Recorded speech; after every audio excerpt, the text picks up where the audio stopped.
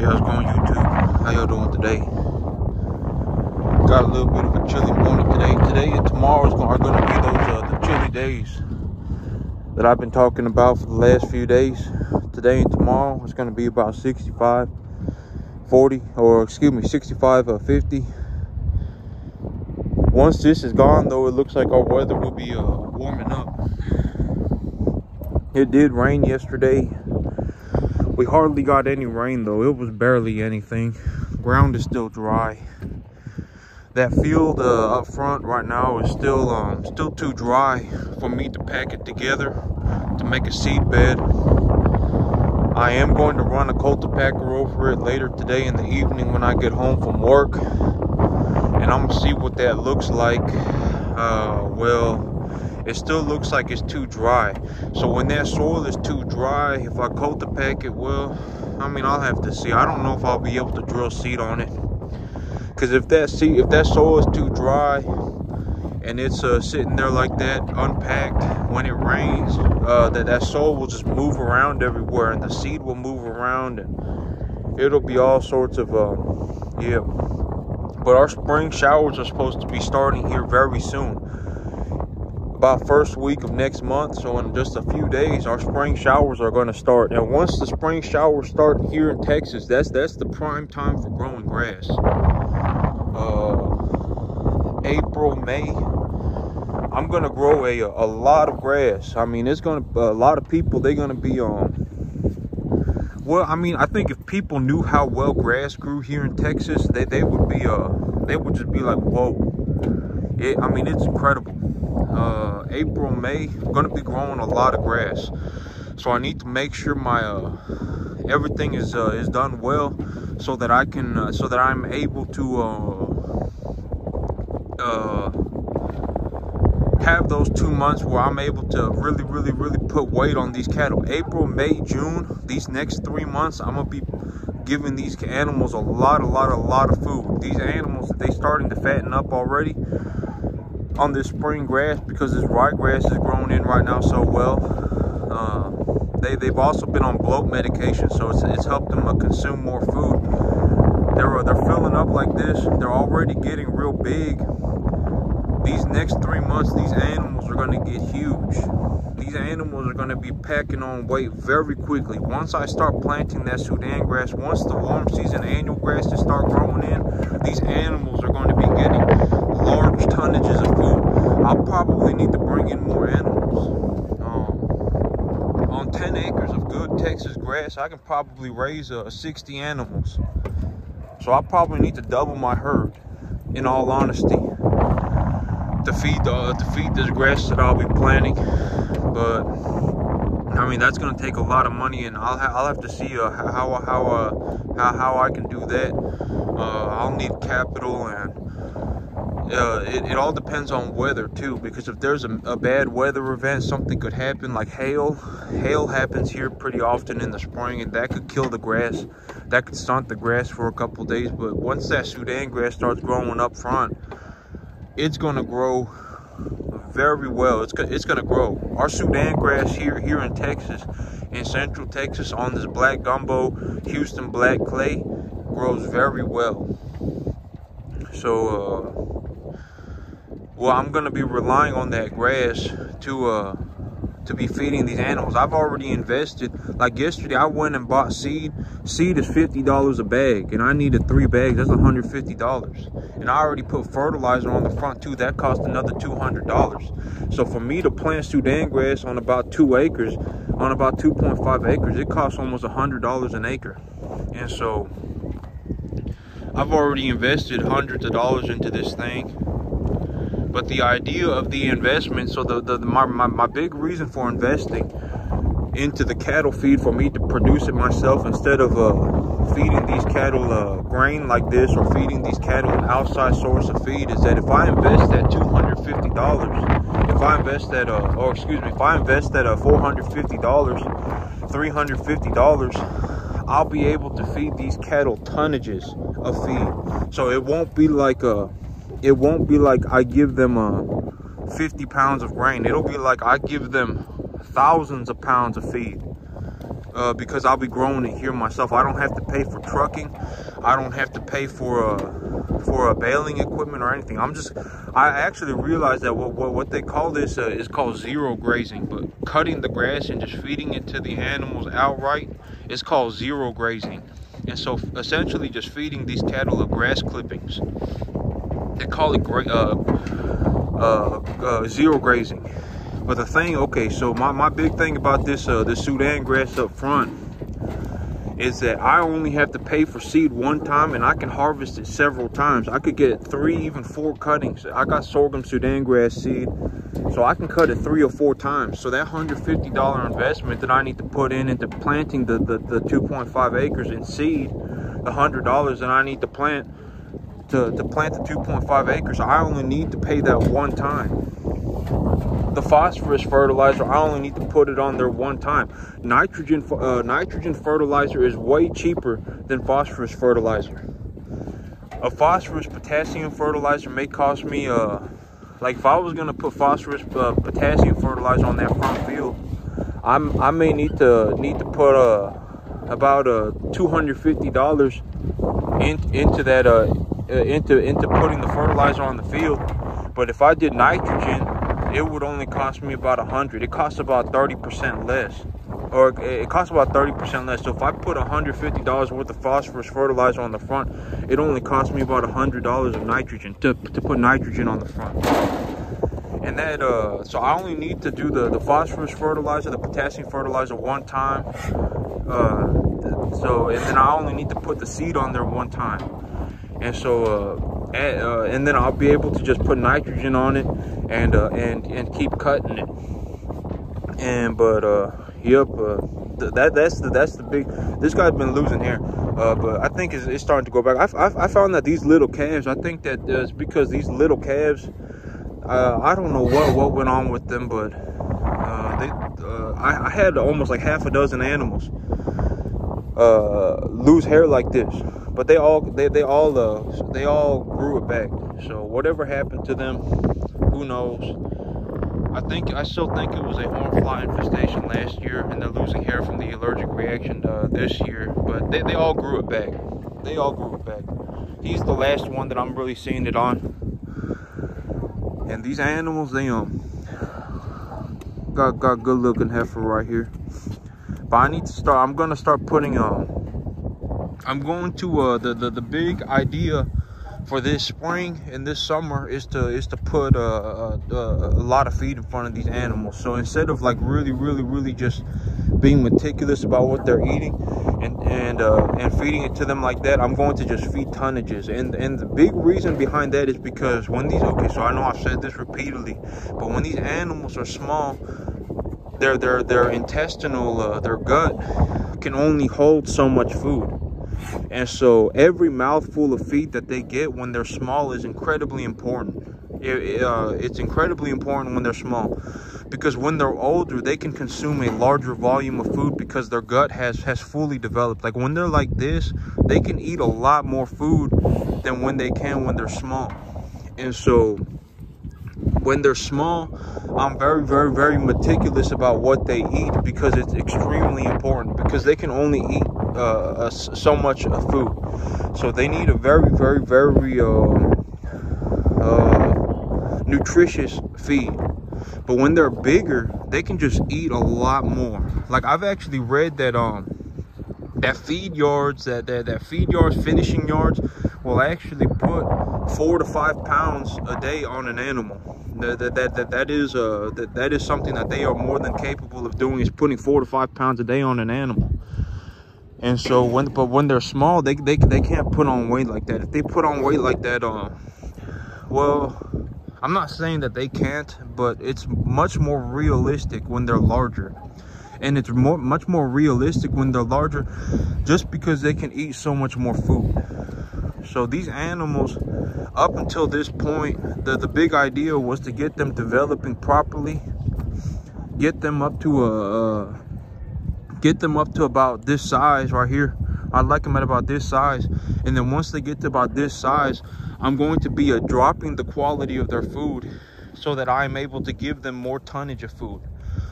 Because like this grass right here, see how, like this grass right here, I even got a little mushroom over here. Look like a little portobello. I ain't gonna touch that because I don't know about these mushrooms. But you know, like grass, this grass, when this grass grows, what will happen to this grass is that the grass will start to develop, it will start to develop like flowering parts. And so it'll start developing like a seed head. It'll start developing a little, I don't know what they call it, but like these grasses, what'll happen is that they'll grow like this, right? And then they'll have a bunch of grass, and then they'll like stick a little leaf up in the air, and then that leaf will start to produce flowers.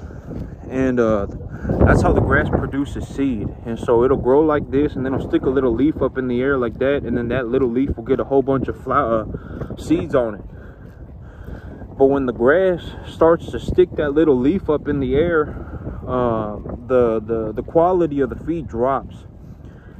And the quality of the feed will drop, but the plant will have grown substantially, because it's called bolting. But when the grass gets to that point where it's starting to stick that little leaf up in the air, the grass will look like it's growing very quickly, but it's called bolting. And so the grass will start like, and I don't know if all grasses do this, but I know that a lot, well, this is just something that happens with the grass. The grass will start growing very rapidly as it sticks that little thing up in the air so that it can produce its flowers.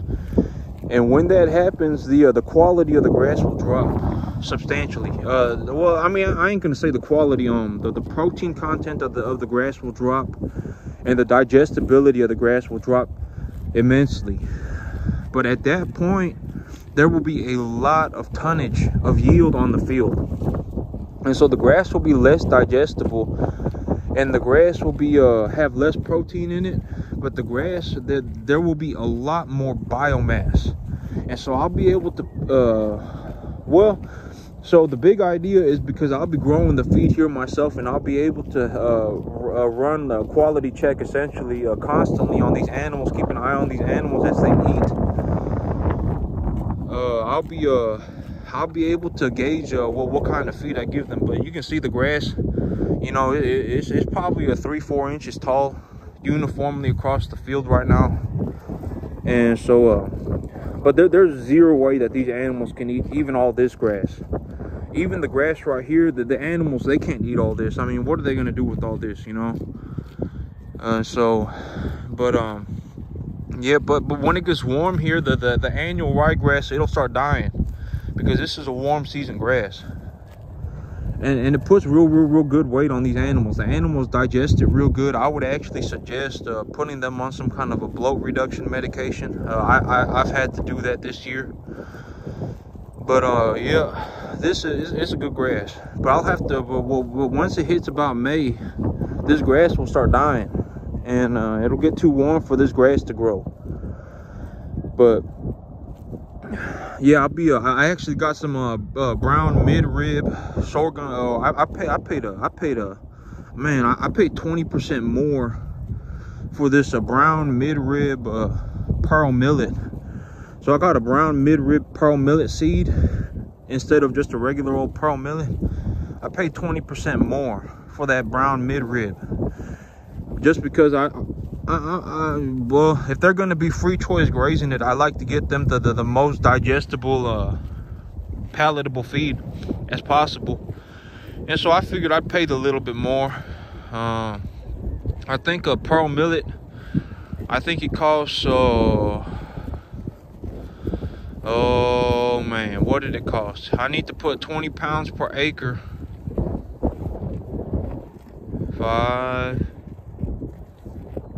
It costs about $25 an acre for the good stuff. For the brown midrib pearl millet, it'll cost about $25 an acre to plant seed for it. And so I just went ahead and I paid the extra. It was like $4 or $5 an acre to get the good stuff. And I did that so that these cattle can have the best quality feed that I can provide for them. And I want them to be Well, these cattle, they don't get to live very long, right? And so they should have the highest quality of life possible until then. That's my belief on raising cattle. I don't know, you know, what it will, to each their own, but I like to see cattle walking around on grass and have them grazing, and I think that they enjoy it. So I did get a brown midrib pro millet. I'm going to be drilling this field with brown midrib pro millet this year. I got a lot of sunflower coming up right now, but this year I was considering putting in a permanent pasture of Bermuda grass. But I who knows, I may do it. I've been thinking about it. If I put so here in Texas, Bermuda grass grows real good here in Texas. Well, I don't know about all over Texas, because Texas is one of those states that you could drive for 15 hours and you can still be in Texas. I mean, it's practically its own country. Like, you can go, like, if you were going to drive from one end of Texas to the other, I mean, you're going to be driving a long time. And so I don't know about all the areas in Texas, but this area of Texas that I'm in right now grows Bermuda grass real good. And Bermuda grass is a perennial grass, so I just have to plant it one time and it would come back every year. I wouldn't have to worry about plowing it and drilling the seed. But it dies in the winter time. It grows when it's warm outside, and the tonnage is lower than a something like an annual grass. So like an annual hybrid grass will produce more tonnage than Bermuda grass will in terms of feed. But you know, the great thing about Bermuda grass is that I only have to plant it one time, and then it just keeps on growing back. So I was thinking about, man, maybe I would well, my whole thing was, I remember looking at the Bermuda grass seed, and in my head, what I thought was, man, when I go and buy myself a big old piece of land, I'm gonna put Bermuda grass on the pasture, and I'll plant the annual grass on the land that I can harvest myself. But that's the big dream, right? Is to buy myself a big old piece of land and raise more cattle. And well, I mean, because, well, I mean, here in this area, our grass grows so good that I don't know what other people pay in other states, but I can raise about 30 head of cattle when weather's real good, about 30 to maybe even up to 50 to 70 head of cattle for about $400 or $500 a month. And I can provide them. I mean, look at these animals. I mean, look at them, you know. This is 90% grass fed. And look at the big old pasture gut they got on them. They're putting on weight very quickly. Well, I wouldn't say very quickly, like to the point where they're going to go morbidly obese, but they definitely not having any health problems in terms of not getting enough food. They're not suffering from malnutrition. And this is all just on grass. This grass right now, I actually need more animals on here to graze this. And this grass cost me about well, if I was going to fertilize this with current fertilizer costs, it probably cost me about $400 or $500 a month to grow this grass. And these there's too much grass here for these animals too, and so I could put more animals on it, and for the same investment, $400 or $500, a lot of this grass will just have to be plowed under when I drill pro millet. And so, yep, I figure, well, I mean, one day when I buy myself a big piece of land and I'm like, man, I honestly can't even go and here's one of my big dreams, right? When I go and buy myself a big piece of land, I'm gonna buy myself a few dozen. I'm gonna buy myself a herd of real pretty heifers, and I'm gonna stick a good bull in there, and I'm gonna start my own cow calf too. I'm gonna start doing cow calf so that I can produce my own stock of cattle. And when I have the cow calves, I'll put them on. When I have the cows, I'll put them on Bermuda grass, so that my life is just easier, and that they get And but yep, that was one of my, that was what I was thinking. I remember looking at the Bermuda grass seed yesterday while I was picking up my Sudan grass and I was picking up my pearl millet, and that's what I came up with. I said one day when I buy myself a big old piece of land here in Texas, I'm gonna put together a herd of real good looking heifers. I'm gonna get a good bull in there, and I'm gonna just plant a permanent pasture of Bermuda grass and just let the cows walk around on it, and yep, and just have the cows eat it. And then I'll produce my own stocker cattle, and that will be the minimal effort, and I'll be able to produce a good calf crop too myself. There's all sorts of different grasses. The grass that I'll be planting, the grasses that I'm planting right now, I'm planting for tonnage. So that's the big idea. Like, in all honesty, if I could, I would keep this heifer right here. This is Strawberry. She the red Angus heifer that doesn't like dogs, but she's a very good looking heifer. She isn't huge or anything, but she's very good temperament. She'll let me pet her. She doesn't like dogs, that's the only thing.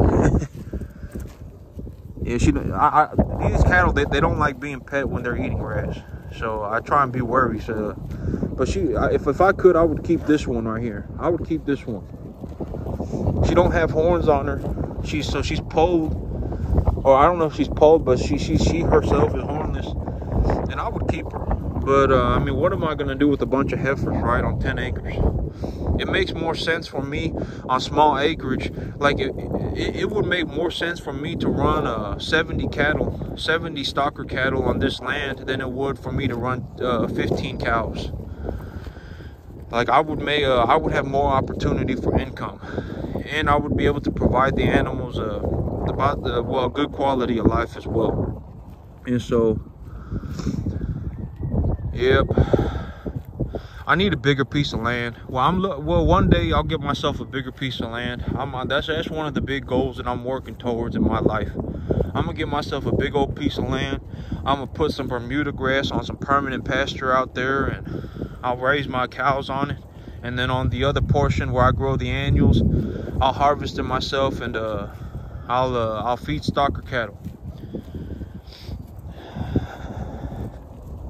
But all right, that's it for me today, YouTube. Y'all have a good one.